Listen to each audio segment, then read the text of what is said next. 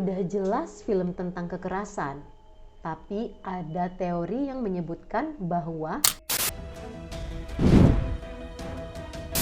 Hai, balik lagi di Rumah Tua. Film kartun memang sangat dekat dengan anak-anak. Memang film kartun dibuat khusus untuk hiburan anak-anak. Tapi apa jadinya kalau film kartun dibuat sebagai konspirasi kekerasan? Mengingat anak-anak yang menonton film kartun masih sangat gampang untuk menirukan adegan-adegan yang udah ia tonton. Nah, kali ini kita akan membahas tentang konspirasi kartun Happy Tree Friends yang dianggap sadis. Mau tahu apa aja teori-teori konspirasi yang ada di film kartun Happy Tree Friends? Let's break it down. Film kartun konspirasi Happy Tree Friends dibuat oleh Mondo Mini Show atau Mondo Media, lebih tepatnya dibuat oleh Ken Navarro. Film kartun Happy Tree Friends ini kalau kita lihat sekilas, tokohnya sama aja tetap lucu seperti tokoh-tokoh kartun lainnya.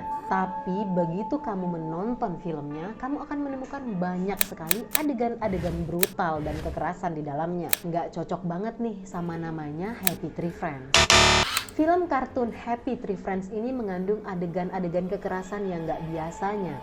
Seperti adanya pemotongan bagian tubuh atau mutilasi, penggalan kepala, dan juga daging teriris. Yang kalau ditonton oleh anak-anak ya memang nggak masuk akal sih.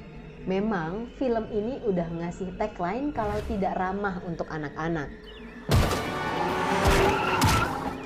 Jadi buat kalian yang mau nonton filmnya, jangan ajak keponakan, adik, atau siapapun yang masih kecil untuk nonton bareng. Udah jelas film tentang kekerasan, tapi ada teori yang menyebutkan bahwa film ini sengaja dibuat agar anak-anak menontonnya secara nggak sengaja.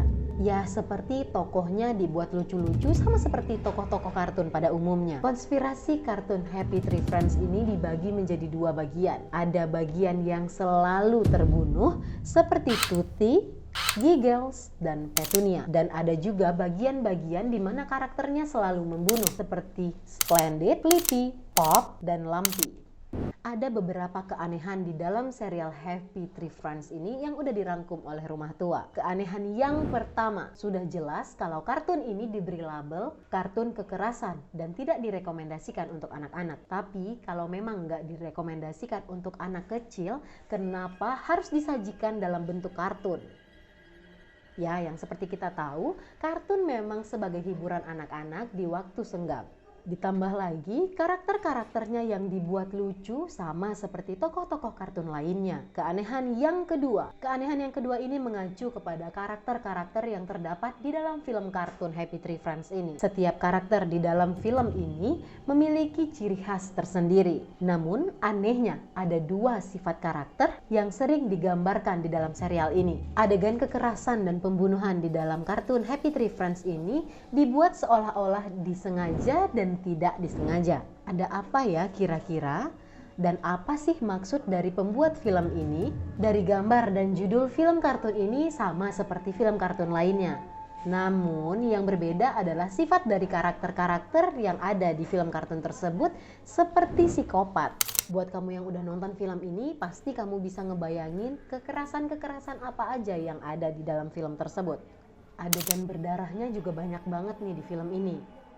Konspirasi Happy Tree Friends ini bukan cuma buat anak-anak, bisa jadi juga untuk semua penontonnya. Konspirasi film kartun Happy Tree Friends ini emang udah dinyatakan sebagai film komedi hitam atau dark comedy. Tapi kalau terpapar sama adegan kekerasan secara terus-menerus, pasti bisa mempengaruhi alam bawah sadar kita untuk melakukan hal yang sama dengan adegan yang sudah kita tonton.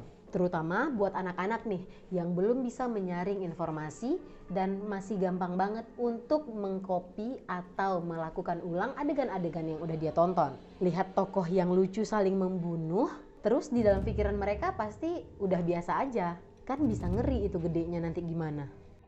Nah, buat kamu yang udah nonton film kartun Happy Tree Friends ini, adegan mana sih yang menurut kamu paling sadis dan mengerikan? Dan mungkin kamu menemukan teori-teori konspirasi lain yang belum aku sebutkan tadi. Kamu bisa tulis di bawah supaya kita bisa diskusi tentang teori-teori lain yang mungkin timbul. Buat kamu yang ada ide-ide dan saran-saran untuk video selanjutnya, bisa tulis di kolom komentar. Thank you for watching and I'll see you in the next creepy video.